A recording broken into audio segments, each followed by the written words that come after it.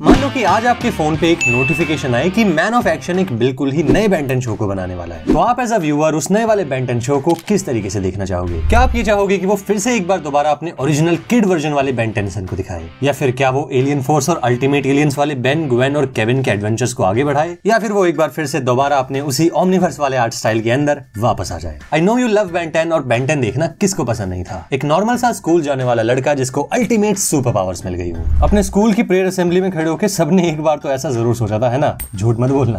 क्या करे।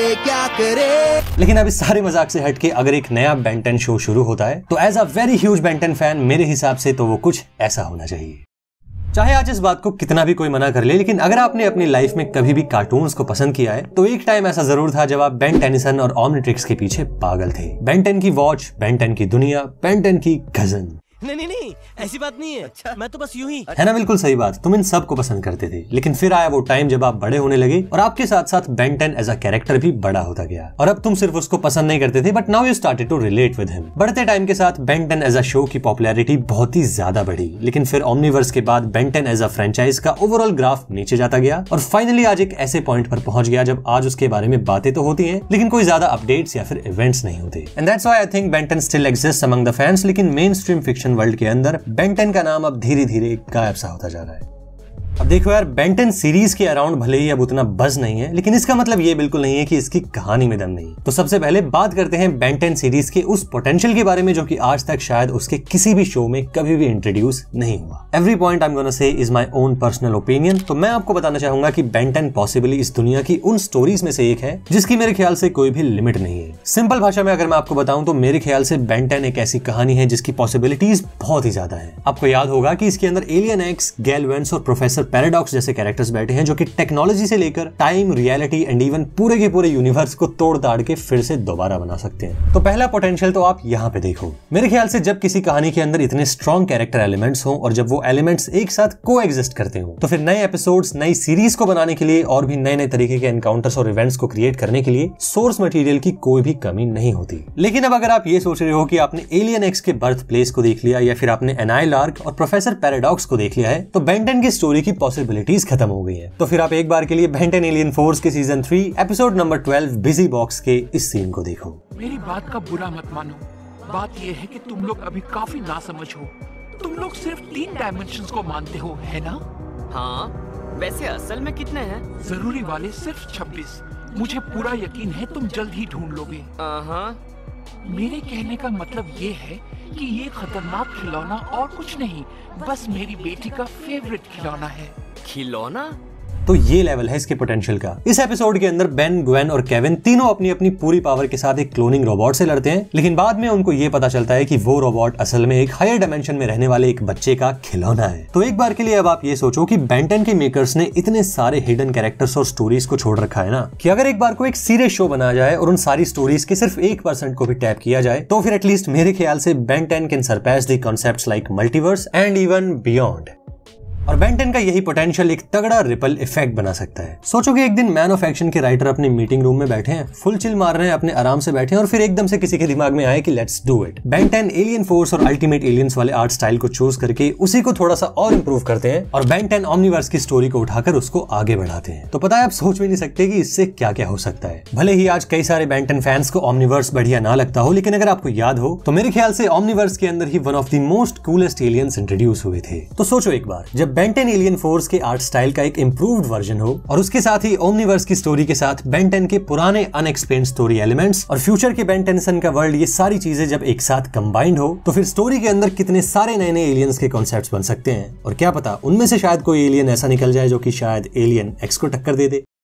एंड यार देखो, फिक्शन वर्ल्ड की यही तो एक सबसे औसम बात है कि यहाँ पर कुछ भी हो सकता है। जैसे कि इस वीडियो के स्पॉन्सर्स बिलीबिली कॉमिक्स को ही देख लो। बिलीबिली कॉमिक्स एक free to use comic and manga platform है जिसकी वेबसाइट और ऐप दोनों है। इसके ऊपर पढ़ने के लिए हजारों अलग अलग कॉमिक बुक्स और मांगा स्टोरीज का एक औसम भंडार है, जिनके बारे में अभी डिटेल में बात करेंगे। लेकिन अभी के लिए बात करते हैं बेन 10 के सबसे बड़े वेपन की। क्या लगता है आपको, बेन 10 की सबसे बड़ी सुपर पावर क्या है? अब कुछ लोग यहाँ पर शायद ये बोलेंगे कि भाई ऑब्वियसली बेन टेनिसन की पावर है Omnitrix. Well technically yes, that's but I think एक शो के मेन कैरेक्टर के रूप में मेरे हिसाब से बेन टेनिसन की सबसे बड़ी पावर है उसकी पर्सनैलिटी। कभी सोचा है आपने, एक बिल्कुल रैंडम टीवी शो जो कि 10-15 साल पहले आया था, लेकिन आज तक भी उसके फैंस उसको इतना पसंद क्यों करते हैं? वेल, मेरे हिसाब से मैं आपको बताता हूँ कि बेन टेनिसन की पर्सनैलिटी उसका एक की रीजन है। हर टाइम चिल मूड में रहना, लेकिन टाइम पड़ने पे सीरियस हो जाना, बेतुकी सी बचकानी हरकतें करना, लेकिन मुश्किल वक्त पे आने पे खुद को भी सैक्रिफाइस करने के लिए तैयार रहना। हो सकता है कि अब एक नॉन एनिमेशन या फिर एक नॉन फिक्शन व्यूअर के लिए ये सारी बातें बेकार हों, लेकिन मेरे दोस्त, एक एनिमेशन और फिक्शनल स्टोरीज को पसंद करने वाले इंसान के लिए Ben Tennyson is the perfect protagonist for the show. और मैं ना आपको मेरी इस बात का एक सबसे बड़ा प्रूफ दे सकता हूँ, जो कि है वन पीस। वन पीस एक बहुत ही पॉपुलर एंड बहुत ही सक्सेसफुल जापानीज एनिमे है, जो कि मेरे ख्याल से शायद लगभग 20 साल पहले शुरू हुआ था, और आज इसके अंदर 1000 से भी ज्यादा ऑनगोइंग एपिसोड्स हैं, और 20 सालों के बाद भी आज तक उसका जो क्रेज है ना, वो कम होने के बजाय बढ़ता ही जा रहा है। आज के टाइम पे दुनिया के अंदर जितने भी वन पीस फैंस हैं, उनसे अगर आप पूछोगे ना कि अगर उसके मेन कैरेक्टर लूफी की पर्सनैलिटी जैसी अगर अभी है, वैसी अगर वो ना होती, या फिर अगर किसी भी दूसरे स्ट्रॉ हैट मेंबर की पर्सनैलिटी थोड़ी सी भी अलग होती ना, तो शायद one piece as a story उसका इम्पैक्ट नहीं डाल पाती। लेकिन इस अमेजिंग एनिमे के कैरेक्टर्स की पर्सनैलिटी इतनी ज्यादा रिलेटेबल थी कि आज तक ये एनिमे सुपर हिट है। And that's why I think एक न्यू बेन 10 शो के अंदर अगर बेन की सिली पर्सनैलिटी को एक चैलेंजिंग स्टोरी एलिमेंट के साथ जोड़ दिया जाए, तो फिर भाई साहब ऑसमनेस का एक ब्लास्ट हो जाएगा। बात चाहे एनिमे की हो या फिर दूसरे किसी भी एनिमेशंस की, अगर आप मेरे चैनल पे हो तो मैं जानता हूं that you love awesome stories. आप चाह के भी उनसे दूर नहीं रह सकते, क्योंकि that's your nature, you love creativity. तो अब यहाँ पर सोच के देखो एक बार, एक ऐसी एप्लीकेशन जिसके ऊपर हर एक जॉनर की हजारों मांगास और कॉमिक बुक्स हो, और वो भी बिल्कुल फ्री में, तो इससे बढ़िया और क्या होगा। बिलीबिली कॉमिक्स के ऊपर 10 मिलियन से भी ज्यादा डाउनलोड्स हैं, थाउजेंड्स ऑफ मांगा एंड कॉमिक बुक स्टोरीज हैं, जिनकी आर्ट स्टाइल का लेवल कुछ इस तरीके का है, सुपर हाई डेफिनेशन आर्ट और बहुत ही ज्यादा यूनिक स्टोरीज, और ये सारा कुछ बिल्कुल फ्री में। जैसे बेन टेनिसन के 10 एलियंस है ना, उसी तरीके से बिलीबिली कॉमिक्स के ऊपर भी आप अपने एक डिजिटल अवतार बना सकते हो। ड्रेस करो, हेयर स्टाइल बनाओ, कुछ भी करो, you can create your own unique अवतार। और इसके साथ में ही पढ़ने के लिए हाई क्वालिटी मांगा एंड कॉमिक बुक स्टोरीज। आपको बस करना यह है कि आपको डिस्क्रिप्शन में दिए मेरे लिंक से बिल्कुल फ्री में ये ऐप डाउनलोड करनी है, और जिसके बाद आप फाइनली अपने पसंद की एक से बढ़कर एक स्टोरीज को एंजॉय कर सकते हो। तो बढ़िया बढ़िया स्टोरीज पढ़ो यार, क्योंकि creative content inspires creativity. And just like that, मेरे हिसाब से सबसे बढ़िया कमाल की बात तो तब हो जाएगी जब एक न्यू बेन 10 शो रिलीज हो और उसके अंदर एलियन एक्स के ऊपर एक्सपेरिमेंट्स हो।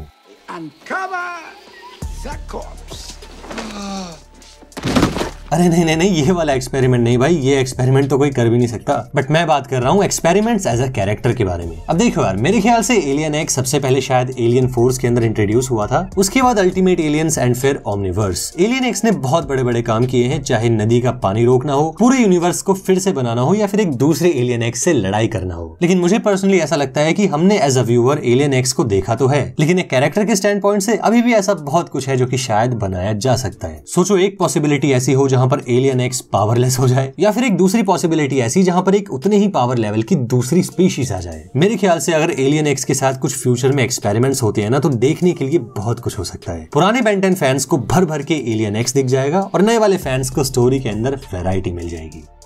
क्योंकि देखो यार, thanks to anime, Marvel, DC and other super heroes, आज का most of the fictional time है यूनिवर्सेस, गॉड्स, टाइम ट्रेवल और मल्टीवर्स जैसे टॉपिक्स का। तो मेरे ख्याल से तो एक न्यू बेन 10 सीरीज के लिए अनलिमिटेड वेज खुल सकते हैं अगर ये लोग मल्टीवर्स के कॉन्सेप्ट को इंट्रोड्यूस कर दें। अब शायद यहाँ पर कुछ लोग ये बात बोलेंगे कि ब्रो, बेन 10 के अंदर पहले से ही मल्टीवर्स से बड़ा लेवल ओमनिवर्स एग्जिस्ट करता है, और सही बात है यार, Ben 10 is way beyond reality. लेकिन एक बार के लिए ना आप मुझे ये बात बताओ कि आज तक आपने उस पूरे ओमनिवर्स में से क्या क्या देखा है? पॉसिबली शायद बहुत ही कम चीजें। तो सोच के देखो एक बार, एक ऐसा बेन 10 शो जिसके अंदर सही में मार्वल के लेवल का मल्टीवर्स कॉन्सेप्ट हो। अगर ऐसा हो जाता है ना, तो इट्स अ पॉसिबिलिटी कि कई सारे सुपर हीरो फैंस भी इसको देखने लग जाएं और बेन 10 की पॉपुलैरिटी दोबारा से ऑन द ट्रैक आ जाए। और फाइनली मेरे हिसाब से एक न्यू बेन 10 सीरीज को जिस चीज की सबसे ज्यादा जरूरत है, वो है एक सीरियस एलियन वॉरफेयर। जितना कि मुझे याद है उसके हिसाब से पूरी बेन 10 सीरीज के अंदर शायद hybrid war, incursion war and I think Vilgax के साथ एक वॉर के अलावा शायद कोई भी दूसरी मेजर एलियन वॉर नहीं हुई है। आई मीन यार, अब देखो छोटी मोटी साइड वॉर बहुत हो चुकी है, लेकिन पूरी बेन 10 फ्रेंचाइज में आज तक भी ऐसी कोई वॉर नहीं हुई है जिसको देखकर व्यूअर्स को सही में डर लगे या फिर उनकी क्यूरियोसिटी बहुत ही ज्यादा आगे बढ़ जाए। तो एक सीरियस एलियन वॉर से सोचो क्या क्या हो सकता है। पहला तो ये कि हमारे फेवरेट मेन कैरेक्टर्स को एक सीरियस चैलेंज मिलेगा, और दूसरा ये कि हमें एज अ व्यूअर कई सारे नए नए एलियंस और एलियन टेक देखने को मिलेंगे। तो सोचो एक बार इसके बारे में, ये सब देखने में कितना कूल होगा। अलग अलग एलियन स्पीशीज के एलियंस विलगैक्स या फिर किसी दूसरे बड़े लेवल के थ्रेट से लड़ेंगे। बेन 10 के अंदर शायद ऐसा कभी नहीं हुआ, और अगर ऐसा हो गया तो बहुत ही ज्यादा मजा आ जाएगा।